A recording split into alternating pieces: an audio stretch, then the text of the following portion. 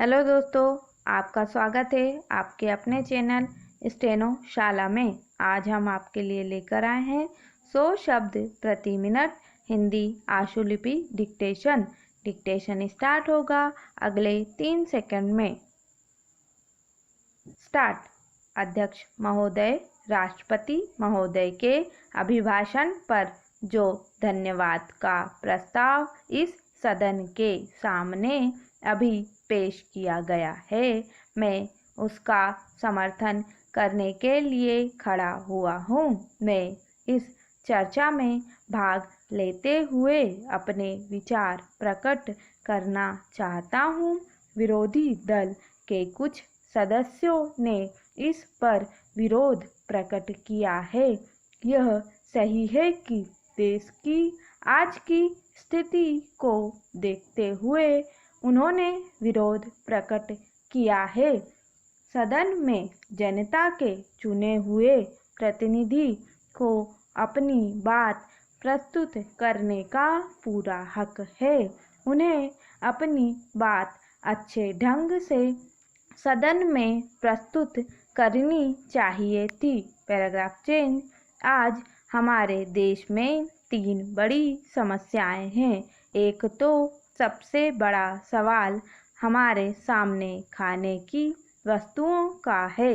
तीसरा, पंचवर्षीय योजना के अंत में हमने कल्पना की थी कि हम अपने सारे साधनों को जुटाकर अपने लक्ष्य के अनुसार खाद्यान्न उत्पन्न करेंगे। हमारा इस प्रकार का दृष्टिकोण है और जब मैं इस दृष्टिकोण और खाद्य सामग्री की बात करता हूँ तो मैं इस बात को नहीं भूल पाता हूँ कि जहाँ तक हमारे भौतिक साधनों का संबंध है उन्हें हम जुटा सकते हैं, योजना बना सकते हैं, लेकिन यदि कभी प्रकृति हमसे नाराज हो जाए तो उस समय हमारी सारी योजनाओं पर संकट आना स्वाभाविक है।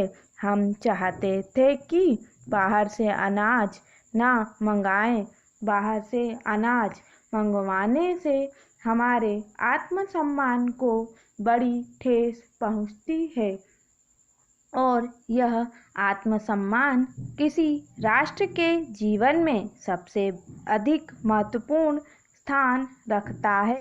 आज की स्थिति में ऐसी कोई बात नहीं है जो हम जनता से छिपाना चाहते हैं या सदन में छिपाना चाहते हैं। हमने अपने सारे उत्पादन और गल्ले के समस्त भंडार को स्पष्ट बताया है। हमने चेतावनी दी है कि हमारे पास अनाज नहीं है। अंतर्राष्ट्रीय स्थिति भी आप देख रहे हैं। सबसे पहला प्रश्न जीवन का आता है और उसके लिए जहाँ से भी अनाज प्राप्त हुआ हमने लिया। इस समय भी हम वार्ता करके आप सबका सहयोग लेना चाहते हैं। हम स्वावलंबी होना चाहते हैं, उत्पादन बढ़ाना चाहते हैं, लेकिन जब प्रकृति की नाराजगी का हम पर असर पड़ता है तब हमारी चिंता बढ़ जाती है।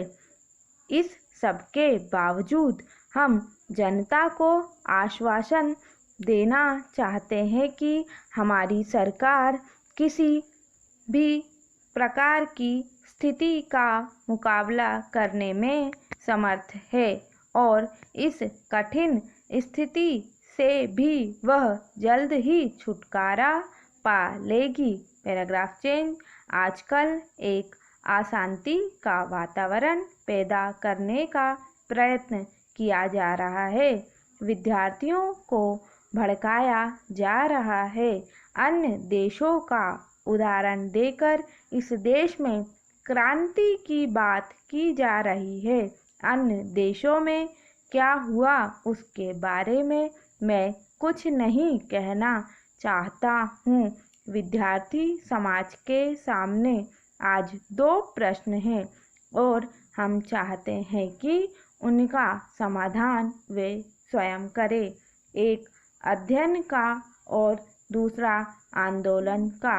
यह निर्णय उन्हें स्वयं करना है कि वे अध्ययन करना चाहते हैं या आंदोलन। स्टॉप। तो ये था 100 शब्द प्रति मिनट आशुलिपि डिक्टेशन। इसका हिंदी ट्रांसलेशन कीजिए, प्रैक्टिस करते रहिए और हमारे साथ बने रहिए। धन्यवाद।